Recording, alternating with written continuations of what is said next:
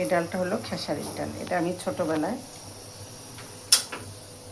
খেয়েছি। তা আজকে আমার ঘরে ডালটা রয়ে গিয়েছে, রোজার সময় নিয়ে আসছিলাম। তা যাই হোক, দেখে মনে হলো ছোটোবেলা আমার দাদি বা পাশের ঘরের দাদিরা অল্প পানি দিয়ে এটা সিদ্ধ করতেন। সিদ্ধ করে লবণ দিয়ে তারপরে পাটায় বেটে, তখন পাটায় বাটা হতো, কারণ যেহেতু ব্লান্ডারের যুগ ছিল না, যুগ আপডেট হতে এখন ব্লান্ডারে মানুষ ব্লান্ড করে নেয়।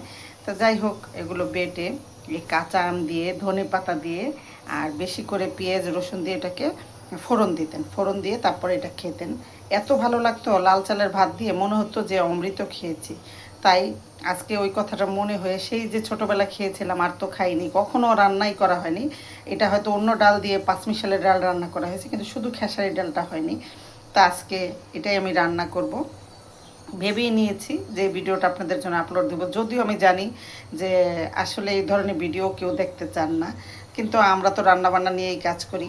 আমার কাজটা এটা, সুস্থ থাকার জন্য হলো কাজ করতে হবে। আপনাদের লাইকস কমেন্টস পাই, খুব ভালো লাগে, সেই ভালো লাগার জায়গা থেকে ভিডিওগুলো আপলোড করি। যদি ভালো লেগে থাকে অবশ্যই আমার পাশে থাকবেন।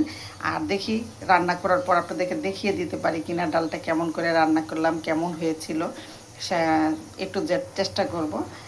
এটাতে বেশি কিছু দিয়ে না, শুধু হলুদ আর হলো স্বাভাবিক যে ডালটা রান্না করি সেই ডালটাই রান্না করবেন। শুধু কাঁচা আম দিয়ে দেবেন ঘুটে, মানে বেটে বা ব্লান্ড করে, মিক্সড করে, তারপরে ধনে পাতা দিবেন আর ওই রসুন আর পেঁয়াজ দিয়ে ফোড়ন দিবেন। খেতে অমৃতর মতো লাগে। তা দেখা যাক কী করা যায় আপনাদের জন্য, পারলে একটু দেখিয়ে দিব নে। এই যে দেখুন, সিদ্ধ করে নিয়েছি, এরকম হয়ে গিয়েছে। এখন এটা আমি ব্লান্ড করে নিব। ব্লান্ড করে তারপরে এটা আমি রান্না করে দেখাবো। এই যে দেখেছেন, এরকম খোলা খোলা হয়ে যাবে যখন, তখন এটা ব্লান্ড করে নিতে হবে। ব্লান্ড করার পরে যে এরকম হয়েছে, এখন আমি এটাকে পানি দিয়ে তারপর এটা একটু ঘুটে, কাঁচা আম দিয়ে দেবো, একটু ঘুটে নেব। হলুদ দিয়ে আমি এটা মানে সিদ্ধ করে নিয়েছি, লবণ আর হলুদ। ডালে তো হলুদ দিয়ে আগে জাল দিয়ে ব্লান্ড করে নিয়েছি। এটা পাটা বেটেও করানো যায়। এই যে দেখুন, তারপর এখানে আমি কাঁচা আম কেটে নিয়েছি, 4 টুকরা কাঁচা আম দিয়ে দিলাম। আপনার ইচ্ছা করলে টমেটো দিতে পারেন, কিন্তু আমি টমেটো দেবো না। আমি যেভাবে ছোটোবেলা খেয়েছি ঠিক সেটাই করব, কারণ আমার ওইটা মন চাইছে ওইভাবে খেতে। দিয়ে দিলাম একটু তেল আর হলো রসুন, পেঁয়াজ, এটাতে আমি ফোড়ন দিব।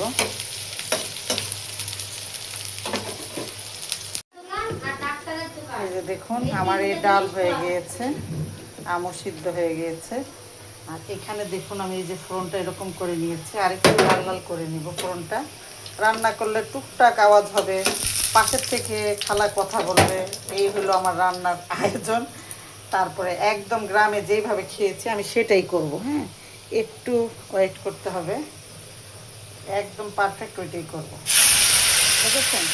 এইভাবে ফোড়নটা দিতে, সেই ফোড়নটার কথাই আজকে মনে হয়ে আপনাদের সাথে একটু শেয়ার করা আর কি। যাই হোক, একদম গ্রাম্য স্টাইলেই করলাম। মাটির চুলার খাবারের ফ্লেভার তো অন্যরকম, সবাই জানেন। আর আমি এভাবে ফোড়নটা দিয়ে আস্তে আস্তে করে এটা মিক্সড করে নিলাম। আচ্ছা, যাই হোক, ডাল হয়ে গিয়েছে। যারা ভুলে গিয়েছেন তাদের আবারও মনে করিয়ে দিলাম যে আমাদের গ্রামের এই ডালটা যারা ছোটোবেলায় খেয়েছেন, আমার সহপাঠী বা আমার আত্মীয় স্বজন, তাদেরকে মনে করে দেওয়ার জন্য ভিডিওটা আপলোড করা। সবাই ভালো থাকেন, সুস্থ থাকুন, নিরাপদে থাকুন। আল্লাহ হাফেজ, আসসালামু আলাইকুম।